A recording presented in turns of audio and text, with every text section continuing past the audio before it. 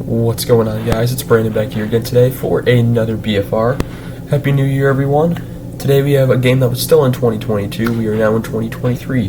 Game 35 against the Columbus Blue Jackets in Columbus was at noon, 12 p.m. Central Time on December 31st. The score was 4-1 in favor of Columbus, which is great for the Hawks. They go to 8-23-4. Shots are 38-26 Columbus. Hits are 20-19 Columbus. Faceoffs are 38-26 Chicago. My voice is a little off if you can't tell.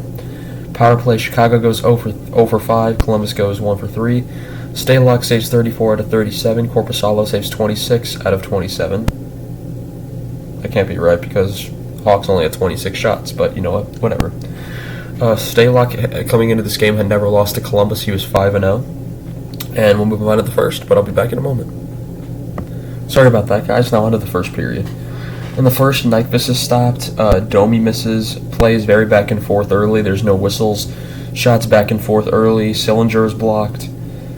Seth Jones gets tribute and an ovation. Domi gets boos for comments that he made about no one wanting to be in Columbus. They both played in Columbus, so that was just like welcome back tribute. Seth Jones missed both games against Columbus last year, so that's why they did it this season. Gaudreau was robbed with a wide-open net. Stalock, fantastic save. That's one of the saves of the year.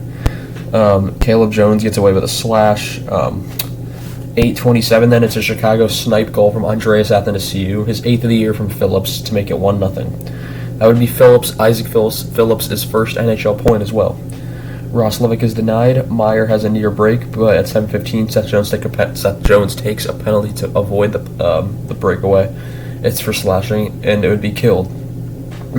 But then, because at 5:54, it's a Columbus penalty to Sillinger for slashing, which would be killed.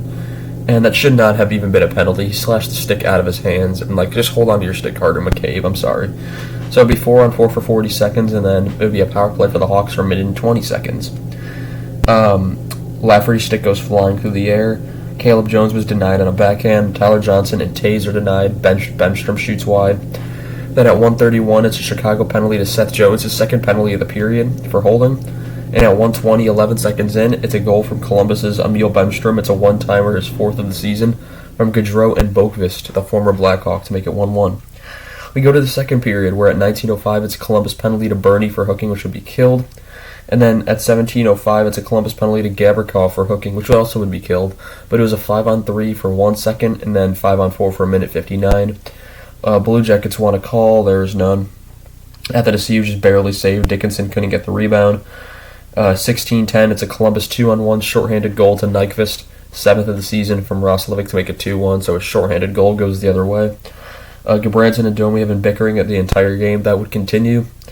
12:02, Chicago penalty to McCabe for high sticking. And it was, after a review, it was McCabe who lifted the stick of whoever he was doing. I don't remember who it was. It might have been Sillinger. I can't recall. But McCabe stick lifts whoever that Columbus player was, and his own stick hits him in the face, so there's no penalty.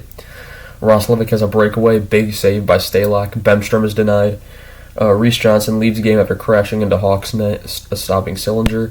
2:27, Columbus penalty to Bjork for holding, which would be killed. And then with 3 seconds to go in the period, it's a backbreaker goal. Columbus snipe goal from Karel Marchenko, 5th of the season from Gaudreau and Babe Ruth, or they make it 3-1.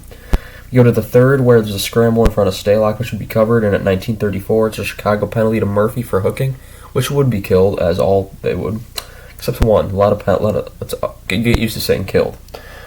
There's a scrum. The crowd gets more and more angry as the game goes on. Roslovic hits the post. Blue Jackets fans livid after a clean takedown of Gaudreau by Phillips.